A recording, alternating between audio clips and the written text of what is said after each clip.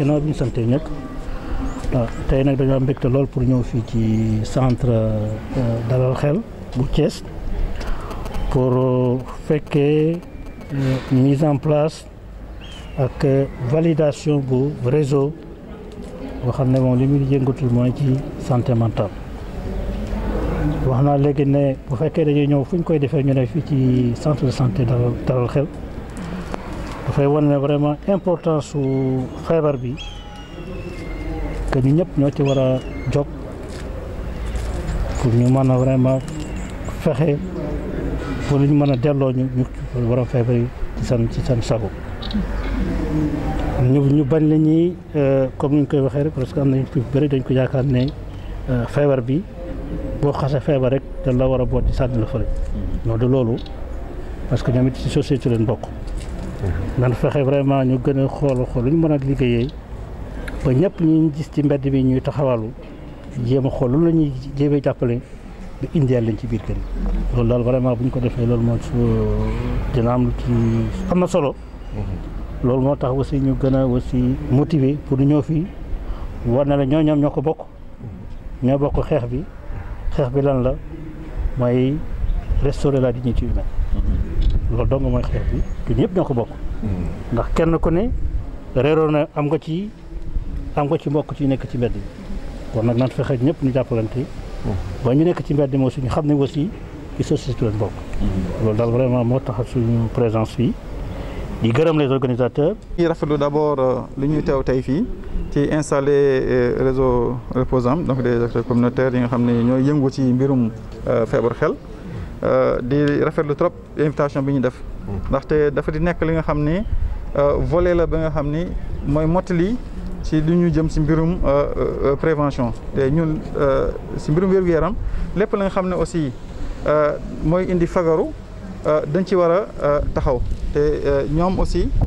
ni ñu gisee ni encore tey ñu installé leen dañ koy rafetlu trop gouverneur mu ngi fii ñu jógee Dakar ñëw fii mairie de Thiès mu ngi fi aussi ñëpp wane nañ déjà que man dañ leen jàppale ci liggéey te région médicale mënu woon manqué ci mission boobu. loolu nag lu tax ñu ci gën a kii dañ leen féliciter d'abord par rapport mission bu jafe bi ñu jël mission bi ñu jafe bi ñu jël daf di mission ba nga xam ni dafa nekk soit nekk la nga xam ni dafa làqul feebar bu làqul wala nekk feebar xam ni ñu bëri dañ koo dëddu ñoom ñu jël fas yéene taxaw ci. te dañuy xam ni société boo koy xool doo ko xool rek ci mbiru kër yu rafet yi mais société da nga koy xoolee ci ni muy def soit ay malades mentaux ni mu leen traité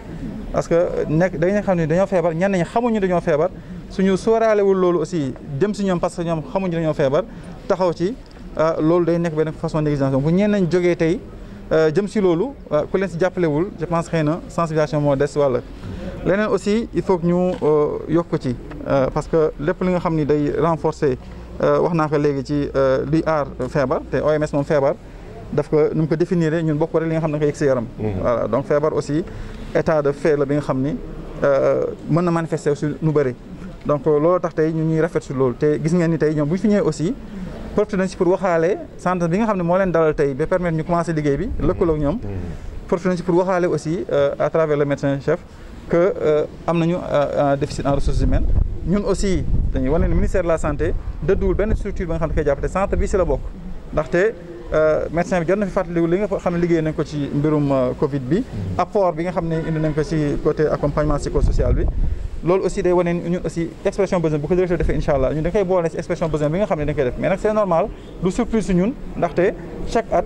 année bu nekk population bi day yokku mais aussi besoin en ressources humaines il faut mu topp ci loolu mooy li nga xam ne ñun bettuñu au contraire dañuy rafetlu sur le fait que ñun ñëw teg ko fi parce que am nañu yaakaar bi ñu am si ñun pour wax ñu ko mais ñun aussi daan ci tax incha allah bu ñu jotee expression besoin ñu jàllale fi mu war a egg ba ci ñi ko war a jot. Abdoulaye Gueye je suis le coordonnateur du Reposam. ñëwoon tey Thiès pour installer li nga xamante ne moom la ñuy wax comité régional bu Reposam bu réseau des organisations pour la promotion de la santé mentale. li ci nekk mooy am nañu satisfaction lool ndax bi ñu ñëwee fekk nañ fi autorité yëpp te loolu dal na suñu xel vraiment te assuré nañ ne dinañu jàppale dinañ ñu gunge parce que am na ci loo xamante ne ñun dañu koy mébét waaye ñoom ñoo ci buñ ci jàppee rek mu gën a woyof ba tax na maladie mentale yooyu ngeen wax noonu ci biir Sénégal mu nekk 3000 à 4000 malades mentaux mais malades mentaux yooyu mooy ñi nga xamante ne moom la ñuy gis ci dëkk bi ñiy dox ci mbedd mi mais bari na ñooñ ñu ngi ci biir kër yi te ñooñu tamit dañu nekk ay ñoo xam ne dañoo feebar bu ñu nee malade rek automatiquement kii day dugg hôpital day dugg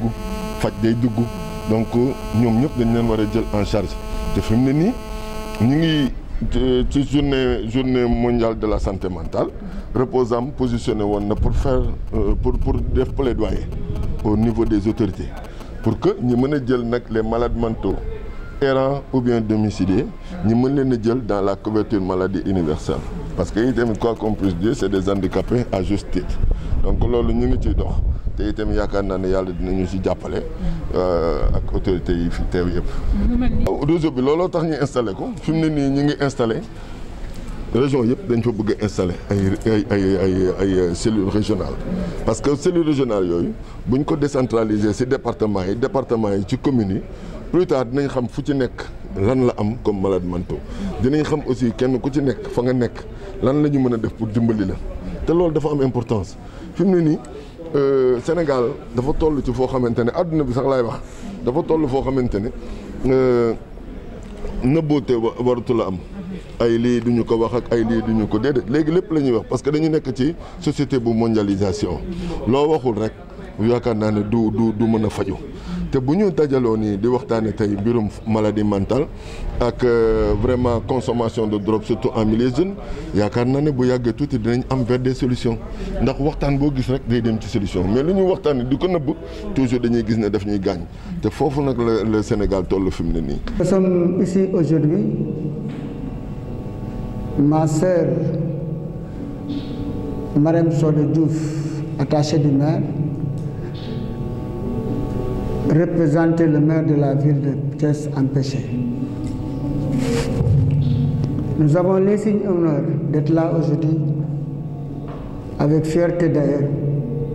dans cet mythique hôpital très reconnu, très responsable, pour assister à cette cérémonie officielle de mise en place de validation du réseau SAM section Thiès. Je voudrais dire d'emblée que le maire aurait vraiment souhaité être là, mais vu les exigences, il a insisté à ce qu'on fasse une forte délégation pour être représenté. Ça, je vous le concède. Et sur ce, nous souhaitons la bienvenue à nos frères et sœurs venant des départements de Tivaouane et de Mbour et ceux qui viennent aussi de la commune de Thiès, des régions de la commune de Thiès et certainement nos amis qui sont les organisateurs qui sont là devant nous. Vous souhaitez la bienvenue et souhaitez en même temps plein succès à ces travaux. Merci. Au nom de tous les collaborateurs de ce centre, merci d'avoir sacrifié de votre précieux temps pour être ici et de se déplacer pour être au rendez-vous malgré ce contexte de la pandémie. Vous avez choisi ce centre comme base de manière provisoire pour lancer vos activités et nous en sommes très fiers, car c'est ainsi que la collaboration pourra se consolider de jour en jour. Ce centre, dont vous tous connaissez l'importance dans notre terroir de Thiès et du Sénégal, tout en demeurant privé et d'obédience catholique, est à vocation sociale et d'utilité publique, sans recherche de lucre. Jour pour jour, ce centre vient de boucler ses 25 ans d'années d'existence avec ses vaillants collaborateurs et partenaires, surtout étrangers, qui l'ont soutenu et assisté. Cette œuvre, créée par les frères de Saint-Jean-de-Dieu, contribue beaucoup au bien-être de nos populations avec ses petits moyens et attend beaucoup de la collaboration des communautés locales. Et je pense qu'il est temps que les Sénégalais se l'approprient. Donc l'association Reposam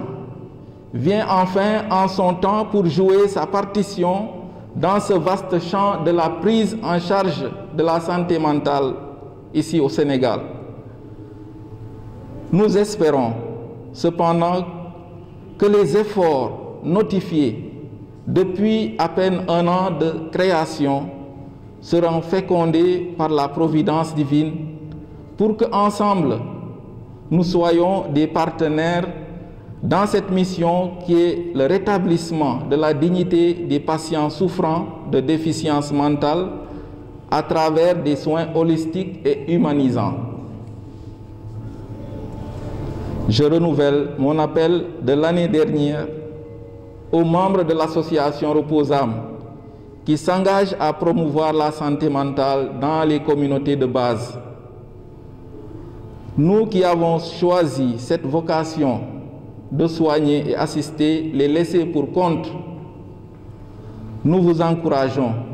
à aimer ces personnes souffrantes et à être sensibles à leur égard, et le reste viendra tout seul. Je vous remercie.